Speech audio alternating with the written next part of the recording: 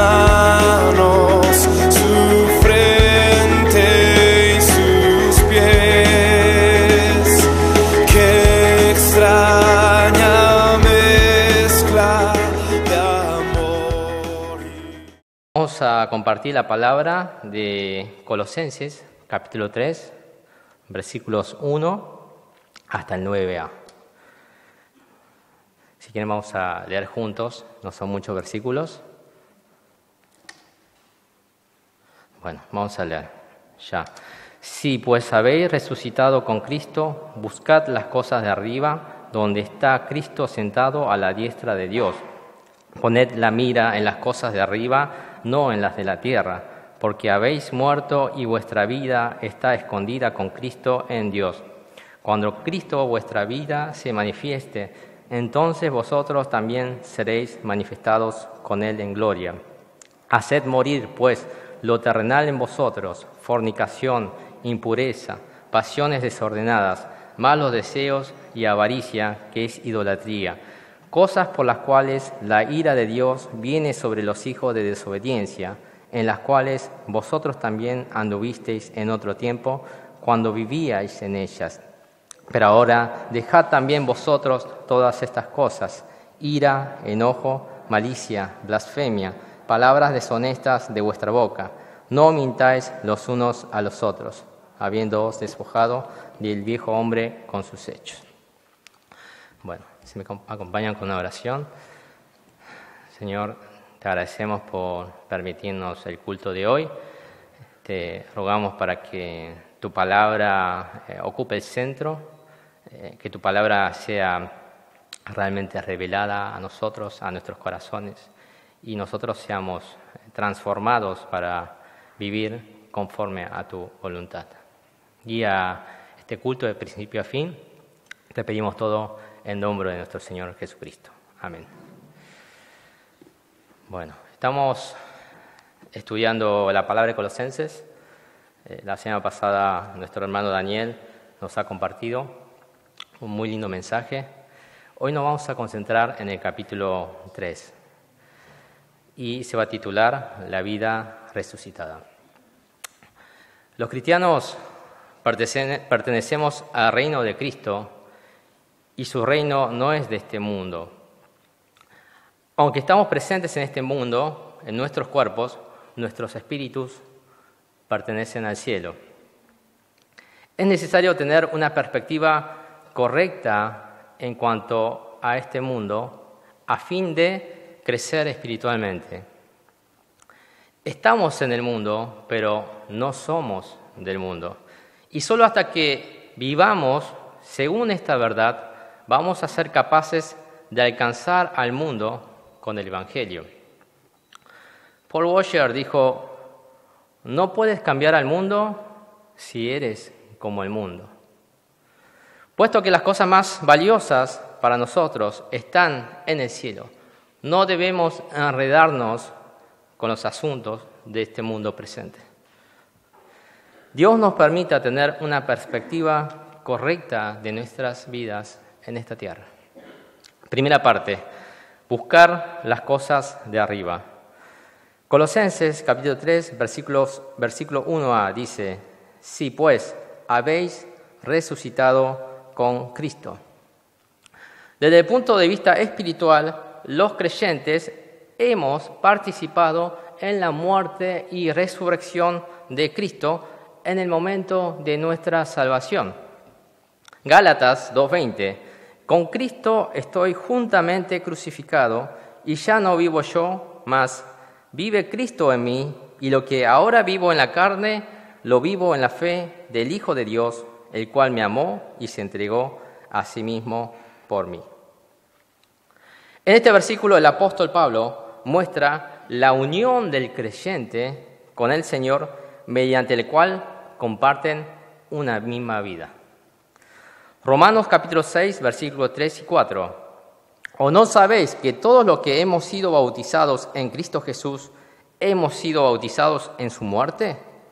Porque somos sepultados juntamente con Él para muerte por el bautismo, a fin de que como Cristo resucitó de los muertos por la gloria del Padre, así también nosotros andemos en vida nueva. Mediante su unión con Cristo, los creyentes han muerto, han sido sepultados y han resucitado con Él. Son poseedores de la vida eterna, que no solamente consiste en un alargamiento en cuanto a la extensión o la durabilidad de la vida, sino en cuanto a la calidad. Es una calidad de vida espiritual que podemos disfrutar gracias al Señor que vive en nosotros. Por lo tanto, los cristianos debemos vivir una vida consecuente con esta realidad. Colosenses capítulo 3, versículos 1b y 2 dicen: buscad las cosas de arriba, donde está Cristo sentado a la diestra de Dios. El tiempo presente, buscad, indica una acción continua. La norma de vida para cada creyente consiste en ocuparse de las realidades eternas. Por eso Mateo 6:33 dice: mas buscad primeramente el reino de Dios y su justicia, y todas estas cosas os serán añadidas. La dimensión celestial tiene que gobernar nuestra vida terrenal. Ocuparse de las cosas celestiales significa ocuparnos de aquel que reina sobre ellas, así como de sus propósitos. Es ver todas las cosas de este mundo a través de sus ojos y desde una perspectiva eterna. Cuando los cristianos comenzamos a vivir de esta forma, ahí es cuando somos capaces de manifestar en este mundo los valores del reino. Colosenses capítulo 3, versículo 2. Poned la mira en las cosas de arriba, no en las de la tierra. Una vez más, el tiempo presente nos habla de una acción continua. Pablo nos está diciendo que debemos buscar solamente el cielo, debemos pensar en el cielo. Toda la vida cristiana debe estar orientado hacia lo celestial, que es donde Cristo está. Debemos pensar y llenar nuestras mentes con las realidades celestiales, y la única forma de hacerlo es por medio de las Escrituras. Porque la Biblia es la única fuente confiable que nos habla acerca del carácter de Dios y de los valores celestiales. En relación a esto, Pablo dice en Romanos capítulo 12, versículo 2, transformaos por medio de la renovación de vuestro entendimiento. Cuando los valores celestiales prevalecen en nuestra mente, se produce un comportamiento piadoso. Colosenses capítulo 3, versículo 3 dice: porque habéis muerto y vuestra vida está escondida con Cristo en Dios. Pablo nos explica que la razón por la que debemos vivir de tal forma es porque hemos muerto al sistema del mundo mediante nuestra unión con Cristo en su muerte y su resurrección. El tiempo pasado nos está indicando que se muere en el momento de la salvación. 2 Corintios capítulo 5, versículo 17. Si alguno está en Cristo, nueva criatura es. Las cosas viejas pasaron, he aquí, todas son hechas nuevas. Entonces, ¿en qué sentido el creyente ha muerto? Recordemos que la paga del pecado es la muerte, así que nosotros merecíamos morir. Pero mediante nuestra unión con Cristo, experimentamos en Él la muerte que nos correspondía. Y por lo tanto, hemos muerto al pecado y el castigo que nosotros merecíamos fue pagado en Cristo. Pablo dice que el creyente no solo ha muerto al pecado, sino que también su vida está escondida con Cristo en Dios. ¿Qué significa esto? En primer lugar, los creyentes compartimos una vida común con el Padre y con el Hijo. Como dice en 1 Corintios capítulo 6, versículo 17, el que se une al Señor es un espíritu es con Él. También significa que los creyentes tenemos seguridad estando protegidos de cualquier enemigo espiritual, porque estamos escondidos bajo el amparo de Dios. Juan capítulo 10, versículo 28. A quienes el Hijo da vida eterna no perecerán jamás, ni nadie las arrebatará de mi mano. Colosenses capítulo 3, versículo 4. Cuando Cristo, vuestra vida, se manifieste, entonces vosotros también seréis manifestados con Él en gloria. Aunque el mundo no reconoce a Cristo ni a sus seguidores, no será así para siempre. Cuando Cristo se manifieste en su segunda venida, nosotros seremos también manifestados con Él en gloria. Ese día se sabrá con absoluta certeza quiénes realmente pertenecen al Señor.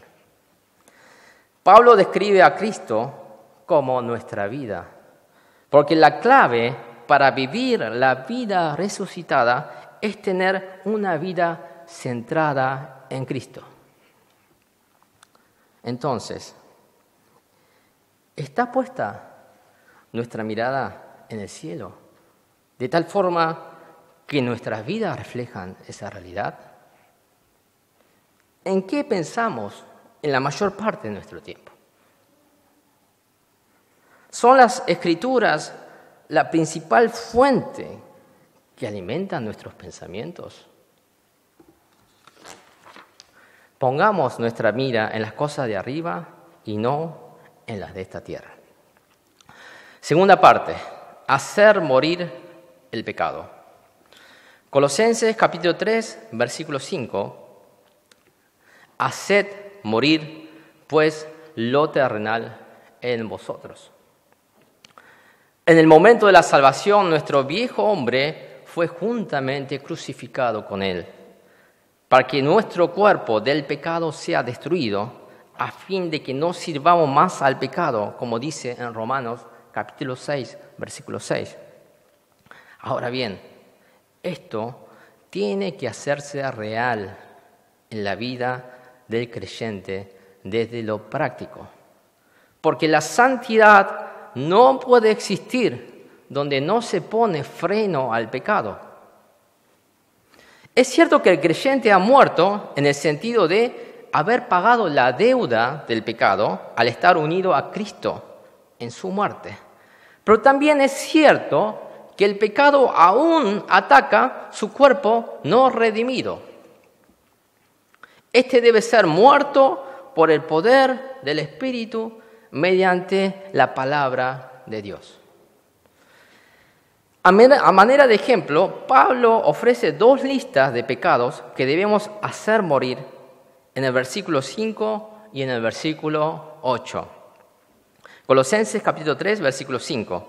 Haced morir, pues, lo terrenal en vosotros: fornicación, impurezas, pasiones desordenadas, malos deseos y avaricia, que es idolatría. En esta primera lista se nombran pecados personales relacionados con nuestros sentimientos. Pablo los presenta en una progresión que va desde el acto hasta el motivo.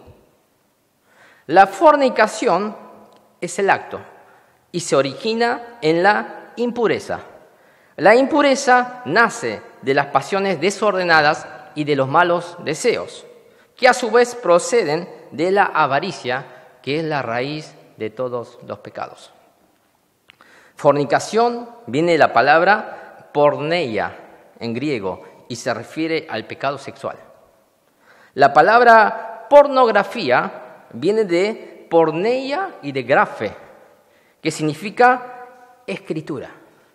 Entonces, pornografía es la escritura o la imagen que proyecta el pecado sexual. En el Nuevo Testamento, la palabra fornicación abarca cualquier forma de sexo ilícito. La Biblia establece claramente la prohibición de cualquier tipo de actividad sexual entre un hombre y una mujer fuera de los límites del matrimonio. Impureza significa inmundicia y va más allá del acto para indicar los malos pensamientos y las intenciones de la mente. Pasiones se refiere a la pasión sexual y malos deseos a la lujuria que se origina en la mente. Mateo 5:28, Jesús dijo: pero yo os digo que cualquiera que mira a una mujer para codiciarla, ya adulteró con ella en su corazón. Marcos 7:21-23, porque de dentro del corazón de los hombres salen los malos pensamientos, los adulterios, las fornicaciones, los homicidios, los hurtos, las avaricias, las maldades, el engaño, la lascivia, la envidia, la maledicencia, la soberbia, la insensatez.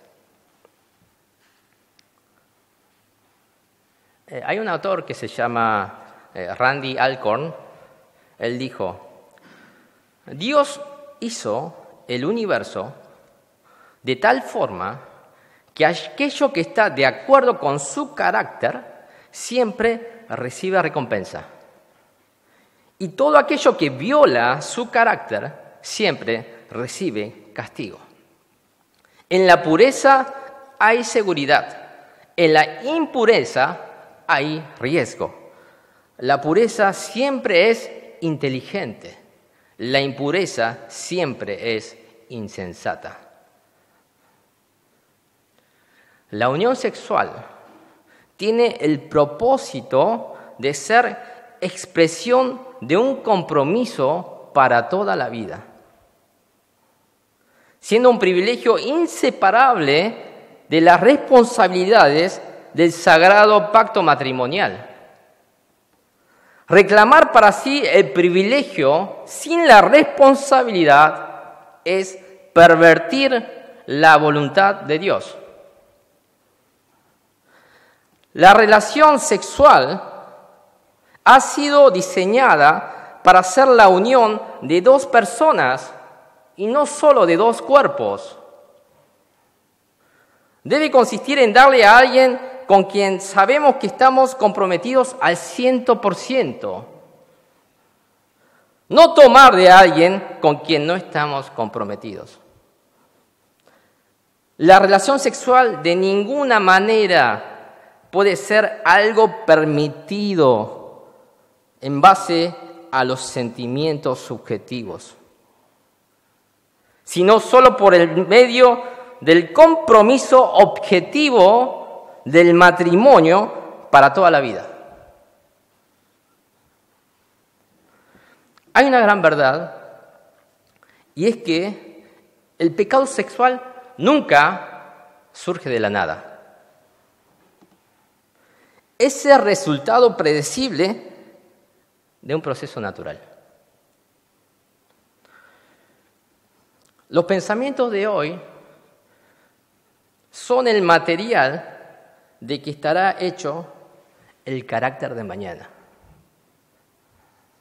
Somos lo que pensamos.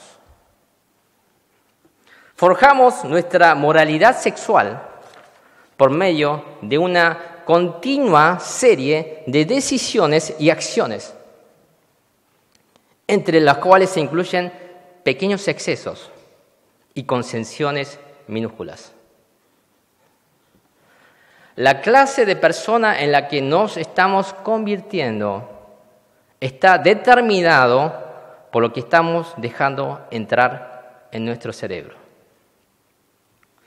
Por eso Pablo aconseja en Filipenses capítulo 4, versículo 8: por lo demás, hermanos, todo lo que es verdadero, todo lo honesto, todo lo justo, todo lo puro, todo lo amable, todo lo que es de buen nombre, si hay virtud alguna, si algo digno de alabanza, en esto pensad.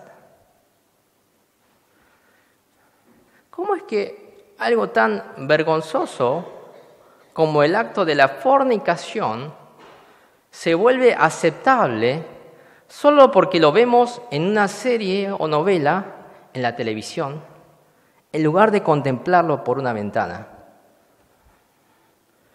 Todos los días miles y miles de cristianos de todo el mundo ven personas que se desnudan a través de la ventana de su televisor. Miramos gente cometiendo fornicación y adulterio, cosas que nuestro Dios llama abominación. Sin lugar a dudas, vivimos en una época en la que la maldad se ha naturalizado, aún entre los cristianos. La batalla es demasiado intensa y lo que está en juego es demasiado importante para pensar en la pureza de una manera superficial. ¿Hasta qué punto estás convencido de que hay que batallar por la pureza? ¿Hasta qué punto te sientes desesperado por triunfar sobre el pecado? ¿Cuán radical estás dispuesto a ser para tu Señor? Porque para tener la pureza, primero hay que desear tenerla. Pablo menciona la avaricia o codicia en último lugar, porque es el pecado que constituye la raíz de la que surgen todas las anteriores. Avaricia viene de la palabra pleonexia, precede de dos palabras, pleón, que significa más, y exo, tener. Entonces significa insaciable deseo de tener más y de tener lo que es prohibido. La avaricia es la raíz de todos los pecados. William Barclay, un teólogo, dijo, este es un pecado que se extiende a muchas áreas. Si se trata del deseo por tener dinero, lleva a robo. Si es el deseo por tener poder, conduce a la cruel tiranía. Si es el deseo por una persona, conduce al pecado sexual. Siempre que las personas pecan, detrás de sus acciones se encuentra el deseo egoísta por encima de la voluntad de Dios.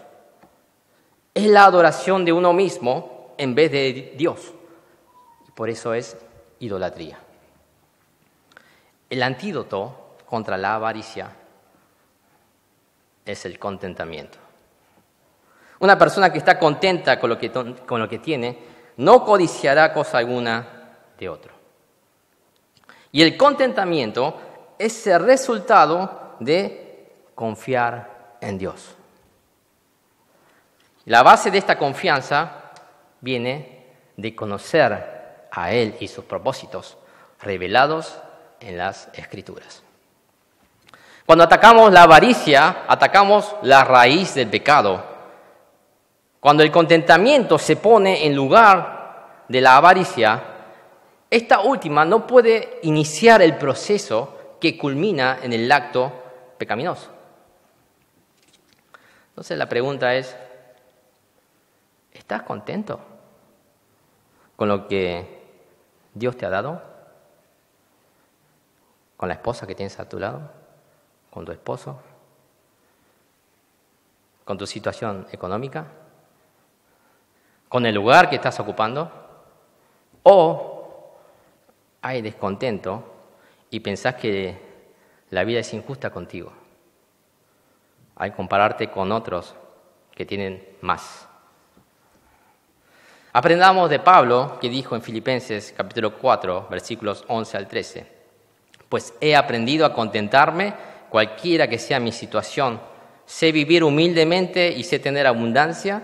En todo y por todo estoy enseñado, así para estar saciado como para tener hambre, así para tener abundancia como padecer necesidad. Todo lo puedo en Cristo que me fortalece.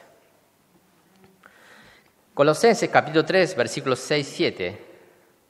Cosas por las cuales la ira de Dios viene sobre los hijos de desobediencia, en las cuales vosotros también anduvisteis en otro tiempo cuando vivíais en ella.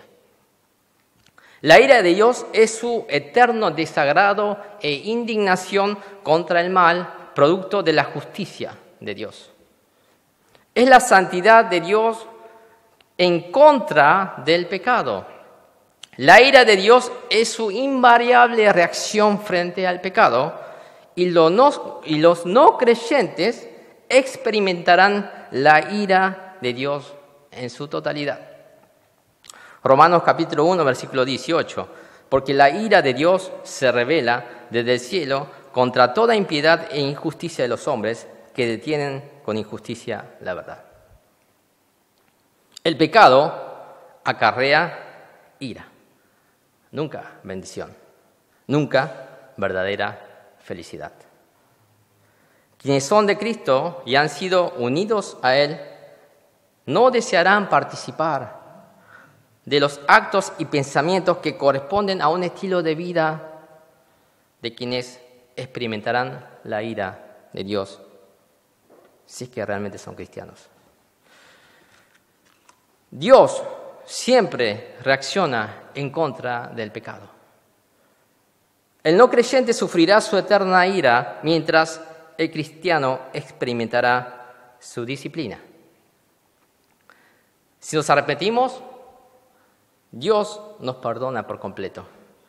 Pero no confundamos. El hecho de que sea perdonado no significa que los pecados del pasado no tengan efectos residuales, porque las consecuencias de nuestras decisiones no desaparecen. Por lo tanto, todo aquel que practique el pecado sufrirá sus consecuencias. En pocas palabras, nunca es gratis pecar. Colosenses capítulo 3, versículos 8 a 9a. Pero ahora dejad también vosotros todas esas cosas: ira, enojo, malicia, blasfemia, palabras deshonestas de vuestra boca. No mintáis los unos a los otros. Los pecados que conforman esta segunda lista son más de una índole social que personal, porque atentan contra otras personas. Utilizando un orden inverso a la primera lista, Pablo comienza con los motivos y termina en los actos. Dejad viene de una palabra que se utiliza para referirse a la acción de quitarse la ropa. De la misma manera que una persona se despoja de su ropa sucia al final del día, los creyentes debemos abandonar nuestros vestidos sucios de nuestra vida vieja. Ira hace referencia a resentimiento arraigado en el corazón. Enojo hace referencia a los ataques de ira. Malicia es un término para describir el carácter que busca hacer daño a otras personas. Y en este contexto es muy probable que se refiera al daño causado por las malas conversaciones. La ira, el enojo y la malicia a menudo acaban en blasfemia. Y en su significado original quiere decir palabra injuriosa, ofensiva. Cuando se aplica a Dios, se usa el término blasfemia en sí mismo, que es ofensa verbal contra Dios, y cuando se emplea en relación con las personas, significa calumnia. No obstante, calumniar a las personas es blasfemar a Dios, porque Dios creó al ser humano a su imagen. El fruto de la ira, el enojo y la malicia son las palabras deshonestas. Esta expresión se refiere a las palabras cuyo propósito es herir y hacer daño a alguien.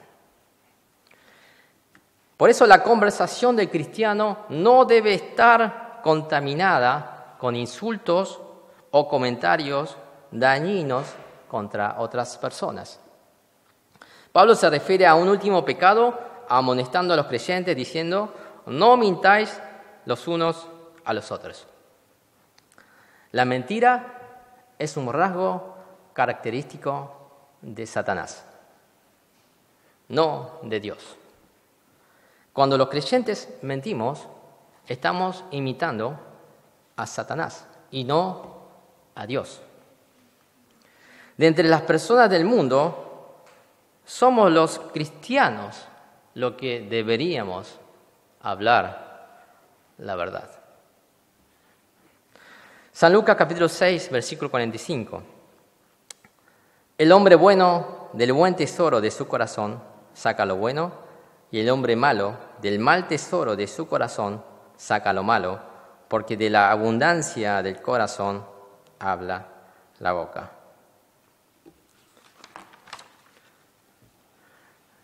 La principal pregunta es, ¿quién o qué rige tu corazón? Lo que sea que domine nuestros corazones controlará nuestras palabras. Cuando mi corazón está más controlado por un deseo, por algo de la creación, persona, posición, posesión, que por un deseo por el Creador, buscaré controlar mi mundo y a la gente para conseguir lo que yo quiero. Muchas veces nos equivocamos cuando pensamos que la solución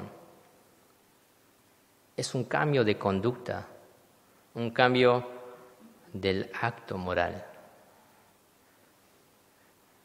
El cambio debe comenzar a nivel del corazón.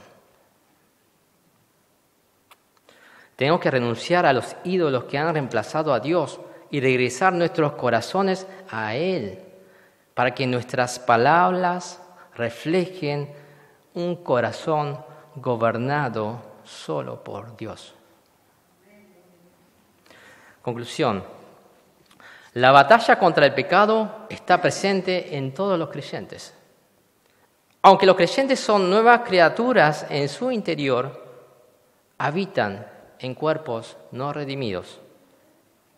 Como ciudadanos del cielo, debemos cortar todos los lazos que nos atan a los hábitos pecaminosos de nuestra antigua vida.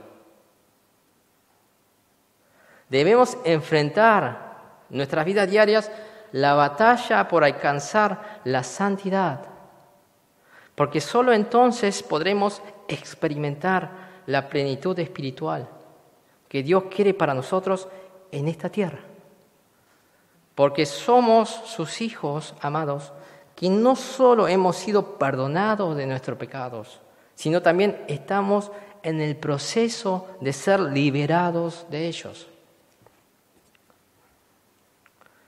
Vivamos la vida resucitada de manera práctica y real, haciendo morir el pecado cada día mientras vivamos en esta tierra, hasta aquel día en que seremos completamente libres de la presencia de pecado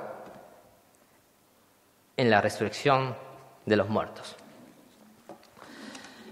Vamos a orar para finalizar. Señor, reconocemos que deseamos los valores celestiales, pero al mismo tiempo muchas veces sentimos conflicto, la batalla en nuestro cuerpo no redimido aún. Danos la fuerza para batallar nuestros viejos hábitos que nos unen a nuestra antigua forma de vivir por medio de tu Espíritu Santo y por el poder de tu palabra. Bendice a cada uno de los miembros de esta iglesia para que puedan crecer en santidad y así poder reflejarte en este mundo. Te agradecemos y oramos en tu nombre. Amén. Oh, gloria.